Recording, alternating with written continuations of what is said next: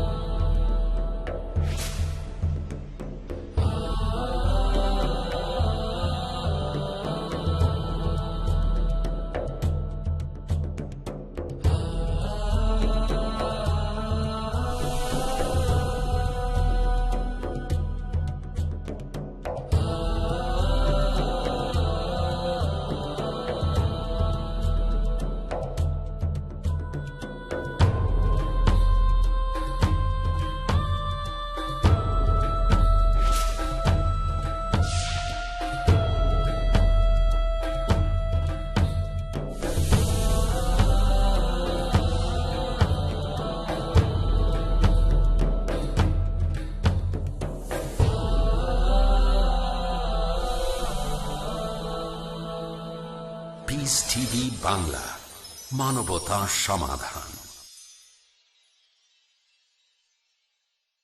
Scientists are not eliminating God, they're eliminating models of God.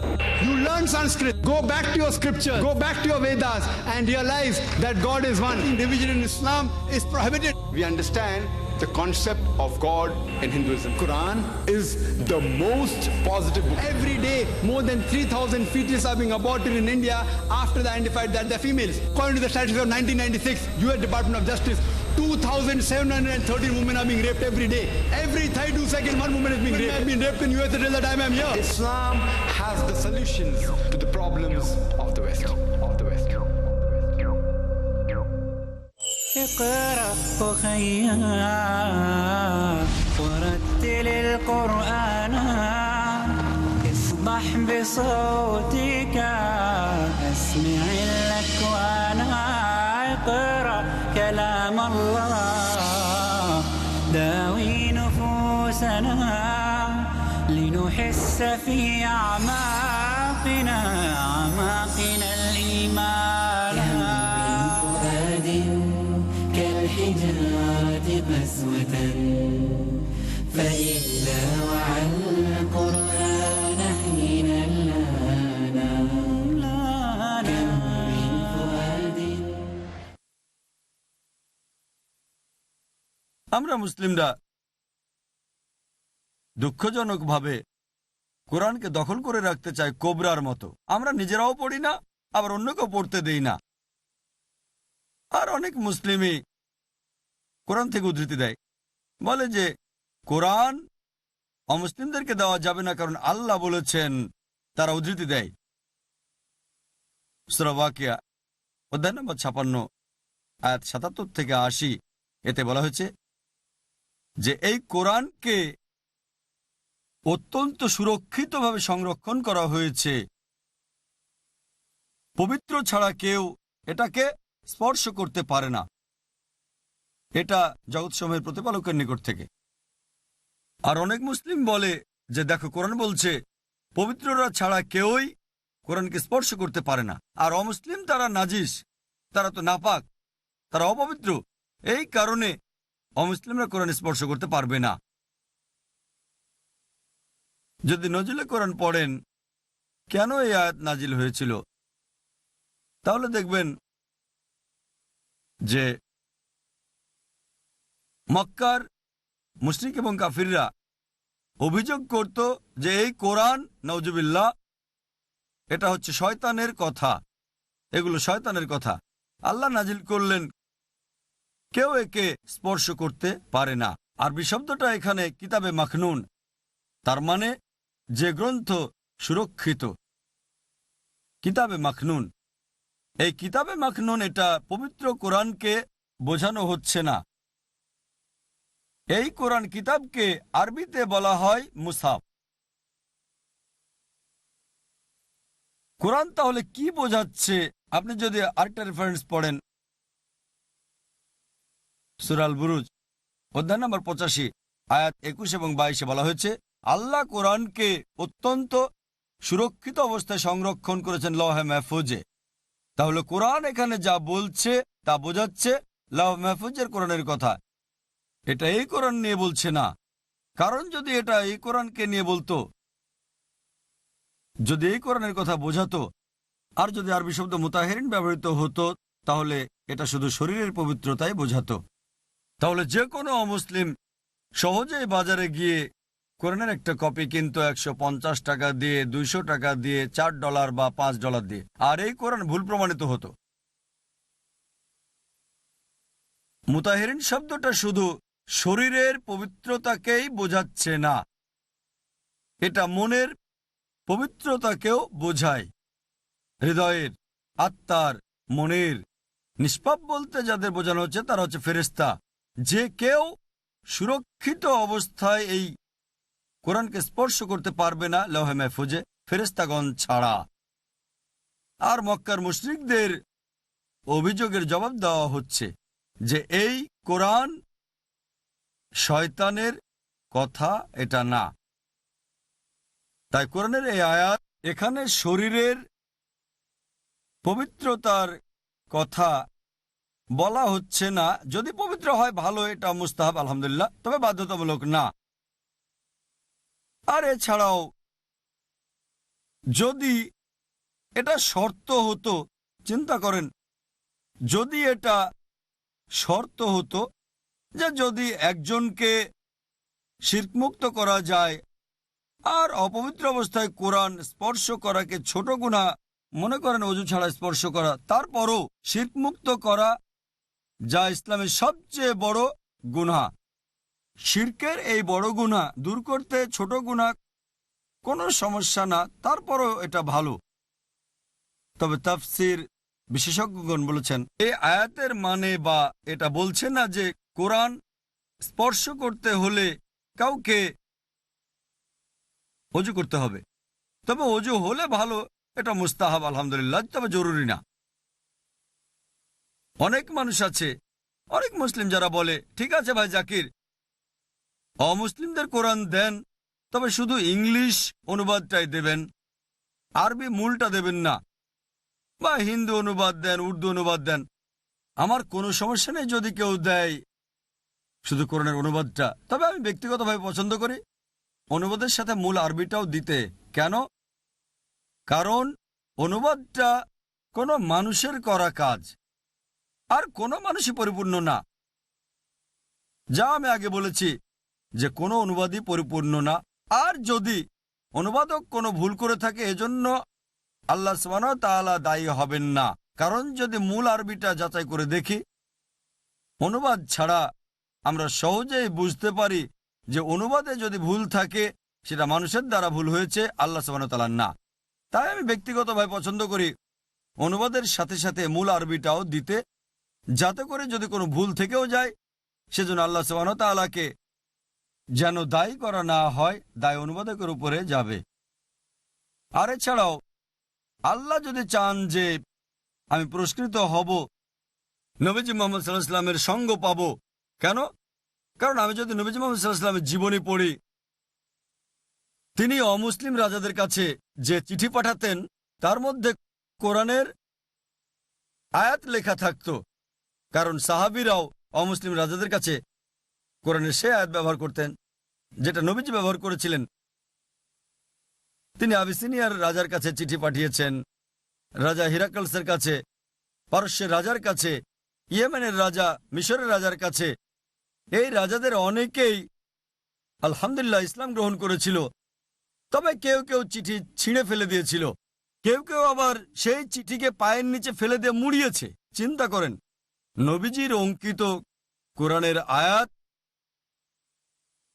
এই রাজারা ছিঁড়ে ফেলেছিল, অনেকে আবার পায়ের নিচে ফেলে দিয়ে পিষ্ট করেছিল।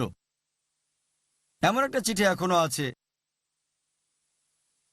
কফটাকি জাদুঘরে তুরস্কে, যার মধ্যে নবীজি কোরআনের আয়াত পাঠিয়েছিলেন। সূরা আল ইমরান অধ্যায় নম্বর 3 আয়াত নম্বর 64 বলা হয়েছে, कुल या अहलल किताब বলো হে কিতাবীগণ, तालो इला कलिमतिन सवाइम बैनना बैनकुम, এসো সেই কথা যা আমাদের ও তোমাদের মধ্যে এক। प्रथम সাদৃশ্যটা কি?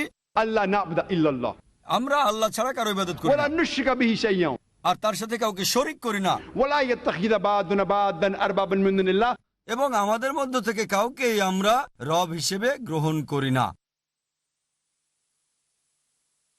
فإن تولوا যদি তারা মুখ ফিরিয়ে নেয় فقولوا اشهدوا বলো তোমরা সাক্ষী থাকো بأننا مسلمون। আমরা মুসলিম, আল্লাহর কাছে নিজের ইচ্ছাকে সমর্পণ করি। কোরআনের এই আয়াত অমুসলিম রাজাদের কাছে পাঠাতেন নবীজি মুহাম্মদ সাল্লাল্লাহু আলাইহি সাল্লাম। এখনো এগুলো আছে জাদুঘরে, কপটাকি জাদুঘরে তুরস্কে। আমি আপনাদের প্রশ্ন করতে চাই, বর্তমানে প্রায় 14 মিলিয়ন আরব কপটিক খ্রিস্টান রয়েছে যারা বংশগতভাবে আরব খ্রিস্টান। আমার প্রশ্ন হচ্ছে, এই 14 মিলিয়ন আরব খ্রিস্টানকে কোরআনের কোন অনুবাদটা আপনারা দিতে চান? আপনি আরবি কোরআনকে আবার আরবিতে অনুবাদ করবেন? আপনাকে মূল কোরআনটা দিতে হবে। আরব খ্রিস্টানদের কাছে, যাদের ভাষাই হচ্ছে আরবি, আরবি যাদের মাতৃভাষা, তাদের কোন অনুবাদ দেবেন? উর্দু অনুবাদ দেবেন? ইংরেজি অনুবাদ দেবেন?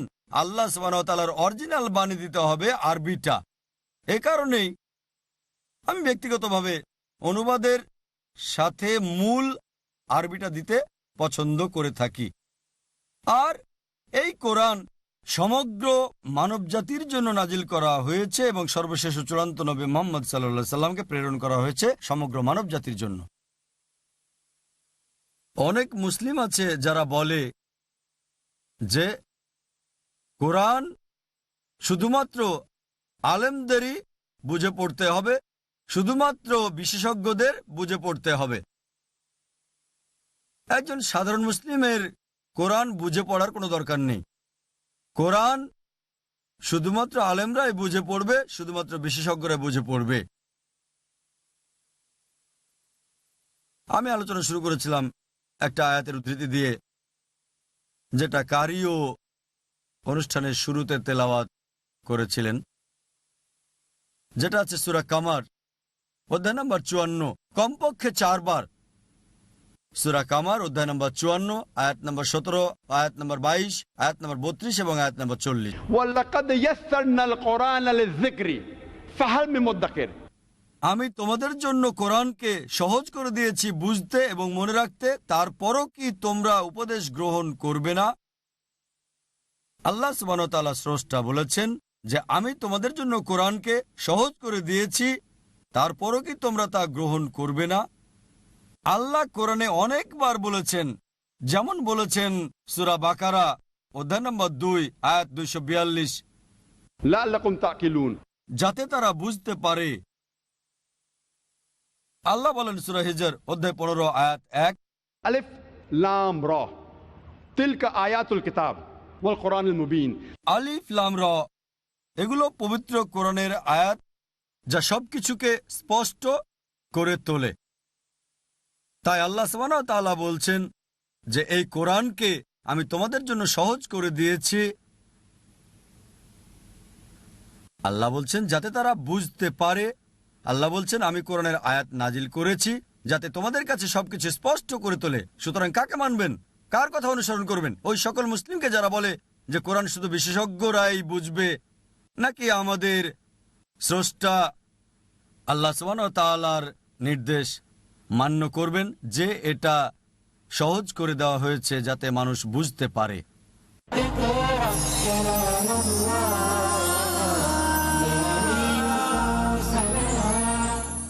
বান্দার ওপর আল্লাহর অধিকার, মানুষের প্রতি মানুষের অধিকার,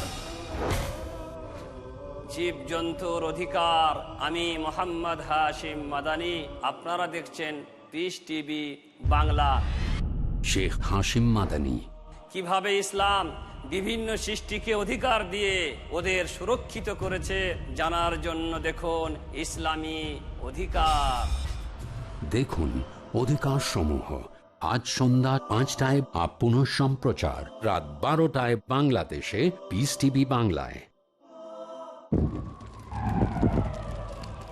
Dialogue. Discussion. Debate. Rebuttal. Conclusion. Eliminate misconceptions about religion. Get enlightened. Witness Dr. Zakir Naik in a battle of words. Dekhun সম্মুখ সমরে প্রতি বৃহস্পতিবার রাত 9টায় বা পুনঃ সম্প্রচার সকাল 10:30 বাংলাদেশে পিস টিভি বাংলায়। দৃঢ় বিশ্বাস, সচেতন জ্ঞান, দ্বীনকে সত্যিকার অনুসরণ ওই ব্যক্তিই করতে সক্ষম হবে যে ব্যক্তি নিজেকে আল্লাহ রাব্বুল আলামিনের কাছে আত্মসমর্পণ করবে। ধার্মিকতা, তুমি সত্যিকার ভাবে ইসলাম গ্রহণ করো, আত্মসমর্পণ করো। ন্যায় নিষ্ঠতা, একজন প্রকৃত মুসলিম ব্যক্তি তার জীবনকে পরিচালনা করার জন্য আল্লাহর বিধানের সামনে সে সত্যিকার ভাবে আত্মসমর্পণ করবে। ডক্টর মোহাম্মদ সাইফুল্লাহ মাদানী। তোমরা সত্যিকার মুসলিম না হয়ে, আদর্শ মুসলিম না হয়ে তোমরা মৃত্যুবরণ করো না। জানুন একজন প্রকৃত মুসলিম হওয়ার বিভিন্ন নীতিমালা। দেখুন আদর্শ মুসলিম, করণীয় ও বর্জনীয়। পরবর্তী অনুষ্ঠান পিস টিভি বাংলায়।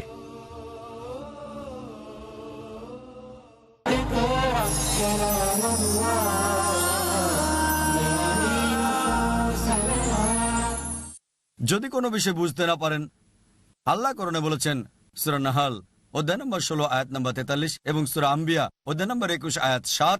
আল্লাহ বলছেন যে যদি তুমি না জানো তবে তাকে জিজ্ঞেস করো যে জানে, তাকে জিজ্ঞেস করো যার জ্ঞান আছে। যদি কোনো কিছু না বোঝো, যদি জ্ঞান না থাকে, তাহলে যার কাছে জ্ঞান আছে তাকে জিজ্ঞেস করো। যেমন ধরেন কোরআনের বিজ্ঞান সংক্রান্ত বিষয় কার কাছে জিজ্ঞেস করবেন? কোনো মুচিকে জিজ্ঞেস করবেন? নাপিতকে জিজ্ঞেস করবেন? একজন বিজ্ঞানীকে জিজ্ঞেস করবেন, কারণ একজন বিজ্ঞানী বিজ্ঞানের ক্ষেত্রে অভিজ্ঞ, একজন বিজ্ঞানী বিজ্ঞানের ক্ষেত্রে বিশেষজ্ঞ। একইভাবে কোরআনের মেডিসিন সংক্রান্ত বিষয় কাকে জিজ্ঞেস করবেন? স্বাভাবিকভাবে ডাক্তারকে জিজ্ঞেস করবেন, কারণ ডাক্তার এই বিষয়ে জ্ঞানী, মেডিসিনের ক্ষেত্রে সে একজন বিশেষজ্ঞ। একইভাবে যদি নুজুলে কোরআন সম্পর্কে কিছু জানতে চান, কাকে জিজ্ঞেস করবেন? আলেমকে জিজ্ঞেস করবেন যে দারুল উলুমে পড়েছে হয়তো 7 বছর বা 10 বছর, যে নুজুলে কোরআন সম্পর্কে একজন বিশেষজ্ঞ। তাই এটা নির্ভর করে যে বিষয় সম্পর্কে জানতে চান সেই বিষয়ের অভিজ্ঞ ব্যক্তিকে জিজ্ঞেস করতে হবে। তাই কোরআন বলছে যে কোরআন পড়ার সময় যদি কোনো সমস্যার সম্মুখীন হন, আপনি অবশ্যই এমন একজনকে জিজ্ঞেস করবেন যে বিষয়ে বিশেষজ্ঞ। আর এক্ষেত্রে প্রফেসর কিথমুরের উদাহরণ মনে পড়ে। আরবের একদল লোক কোরআনের এই উপদেশ গ্রহণ করেছিলেন। সূরা নাহাল অধ্যায় 16 আয়াত 43 এবং সূরা আম্বিয়া অধ্যায় 21 আয়াত 7 বলা হয়েছে, ফাসআলু আহলে যিকরি ইন কুনতুম লা তা'লামুন। যদি তোমরা না জানো তাহলে যার জ্ঞান আছে তাকে জিজ্ঞেস করো। তাই আরবের এই লোকেরা কোরআন এবং হাদিসের সবগুলো তথ্য সংগ্রহ করেছে যেগুলো ভ্রূণবিদ্যা নিয়ে বলছে, আর এগুলোকে প্রফেসর কিথমুরের কাছে নিয়ে গেল। আর সেই সময়ে 80 দশকের শুরুতে 1980তেই তিনি সেই সময়ে ভ্রূণবিদ্যার ক্ষেত্রে সেরা বিশেষজ্ঞদের একজন ছিলেন, আর তিনি টরন্টো বিশ্ববিদ্যালয়ে অ্যানাটমি বিভাগের প্রধান ছিলেন। তারা কোরআনের বিভিন্ন আয়াতের অনুবাদ প্রফেসর কিথমুরের কাছে নিয়ে গেলেন আর তাকে জিজ্ঞেস করলেন যে আপনার মন্তব্য কি? কোরআনের আয়াতের অনুবাদ এবং হাদিস দেখার পর তিনি বললেন, কোরআনে দেওয়া অধিকাংশ তথ্য আধুনিক ভ্রূণবিদ্যার সাথে একেবারে হুবহু মিল দেখা গেছে।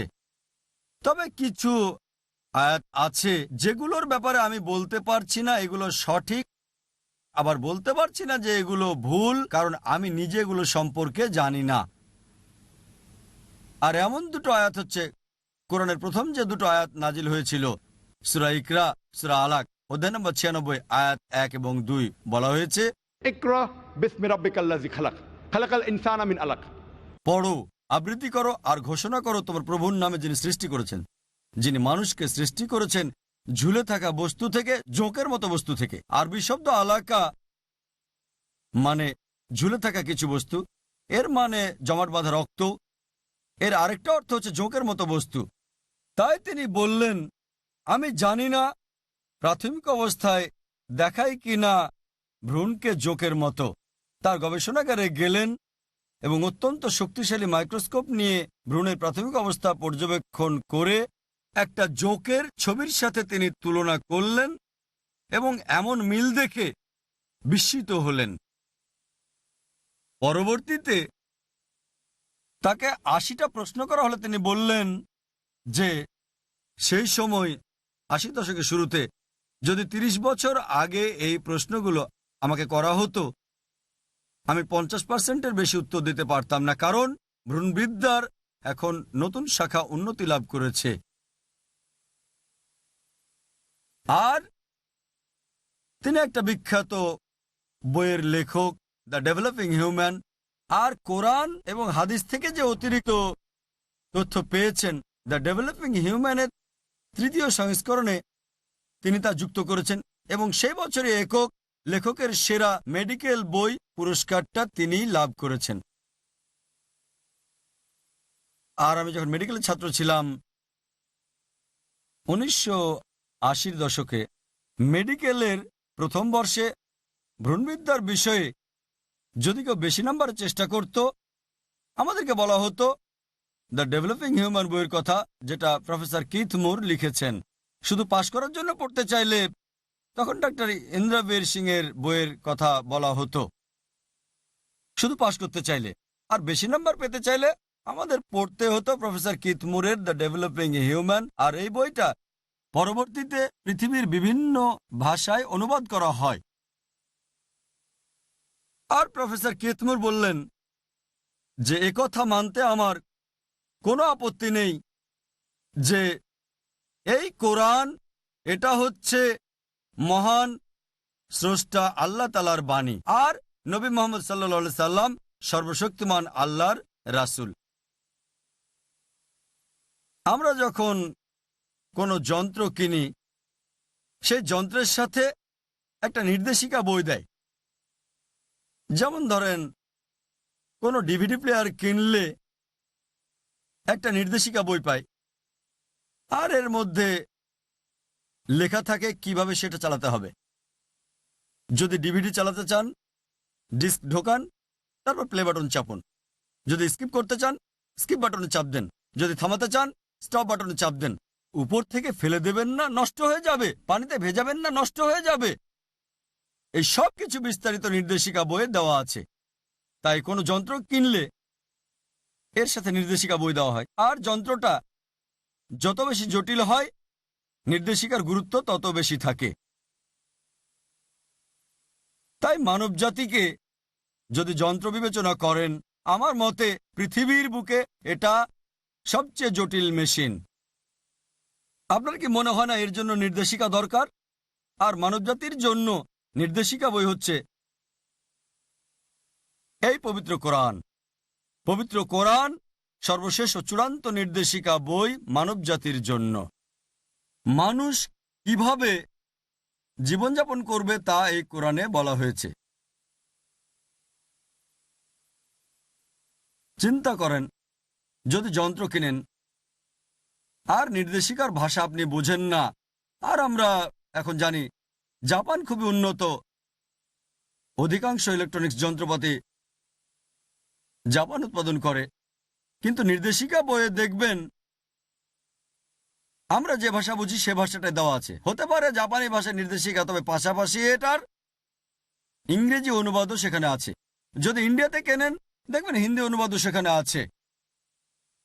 তাই যখনই এই যন্ত্রটাকে বুঝতে চাইবেন, হোক ডিভিডি প্লেয়ার, হোক ওয়াশিং মেশিন, যেটা বোঝেন সে ভাষাতে নির্দেশিকা পড়বেন আপনি। মানব জাতির নির্দেশিকা বইটা কি পড়তে চাইবেন না? আমাদের স্রষ্টা আল্লাহ সুবহানাহু ওয়া তাআলা কি বলেছেন মানব জাতির জন্য সর্বশেষ ও চূড়ান্ত নির্দেশিকা বই পবিত্র কোরআনে। আমাদের এটা অনুবাদ করতে হবে না, ইতিমধ্যে অনুবাদ করা হয়েছে। আগে প্রথম যখন ইন্ডিয়াতে গাড়ি আসলো, তখন লোকজন জানতো না যে কিভাবে সেটা চালাতে হবে। তাই যখন কেউ গাড়ি কিনতো, সেই কোম্পানি গাড়ির সাথে একজন ড্রাইভারও দিত। একবার একজন বিখ্যাত নবাব একটা গাড়ি কিনলেন, আর গাড়ির সাথে সাথে কোম্পানির একজন ড্রাইভারও তাকে দিলেন।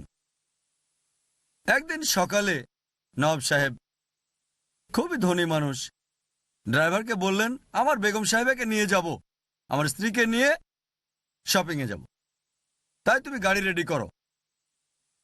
ড্রাইভার জবাব দিল, নওয়াব সাহেব এই গাড়ি তো এখন চালানো যাবে না। নওয়াব তো খুবই রেগে গেলেন, বললেন তাড়াতাড়ি গাড়ি চালানোর ব্যবস্থা করো, যা লাগে যেমন ভাবে হোক। আর ড্রাইভার বলল, এখন এই গাড়িটা যে অবস্থা, তাকে চালাতে হলে 10 লিটার দুধ লাগবে, 20 লিটার খাঁটি মধু, 30 কেজি খাঁটি ঘি আর 40 কেজি চাউল, বাসমতি চাউল লাগবে। যেহেতু নওয়াব সাহেব অনেক ধনী মানুষ, ড্রাইভারকে 10 লিটার দুধ দিলেন, 20 লিটার খাঁটি মধু দিলেন, 30 কেজি খাঁটি ঘি এবং 40 কেজি চাউল, সবচেয়ে ভালোটা বাসমতি চাউল দিলেন, টপ কোয়ালিটি। ড্রাইভার নিজের স্ত্রীকে এগুলো দিয়ে তারপর গাড়ি নিয়ে বের হয়ে গেল।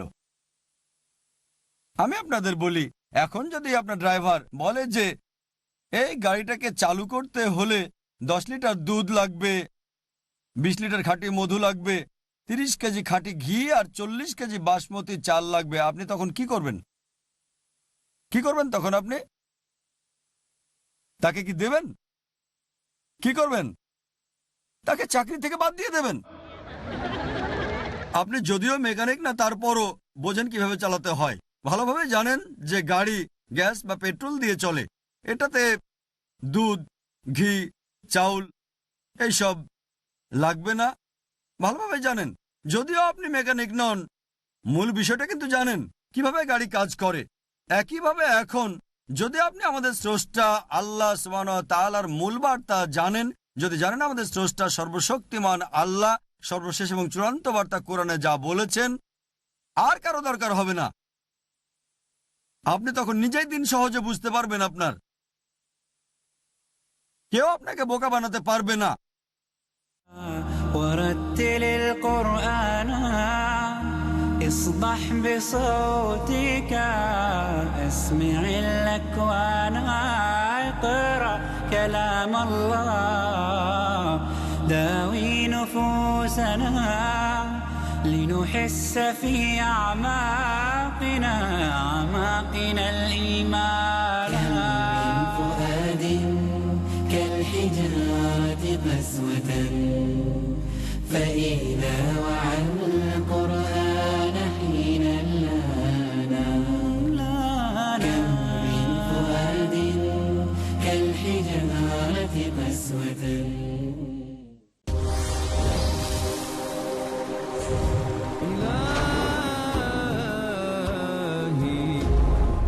মানবতার পথ প্রদর্শক আল কোরআনুল কারীম কি ওসিয়ত করেছে মানব জাতির জন্য।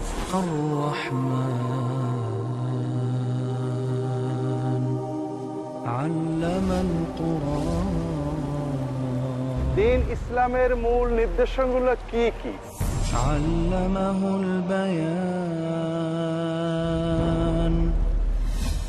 অনুষ্ঠান সর্বস্বতা থেকে বেরিয়ে জীবন ও মানবতামুখী হওয়ার জন্য কি নির্দেশনা দিয়েছে আল কোরআনুল কারীম।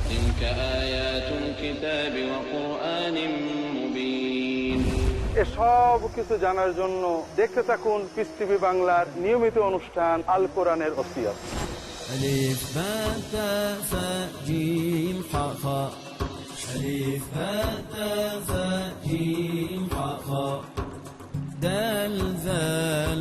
পবিত্র এবং বিশুদ্ধ জীবন যাপন করার জন্য কুরআন দিয়েছে কি কি নির্দেশনা, জানতে হলে দেখুন কুরআনের ওসিয়ত। প্রতি বৃহস্পতিবার সন্ধ্যা 6:30 বা পুনঃ সম্প্রচার দুপুর 12:30 বাংলাদেশে পিস টিভি বাংলায়। Marriage or divorce? What's Islamic ruling? Nikah. Solution or problem? Heaven or hell? There is a misconception. You choose. Beauty, wealth, family status, virtue. Decide what you want. Decide your choice. Be sad or be happy. It's your choice. Joint doctor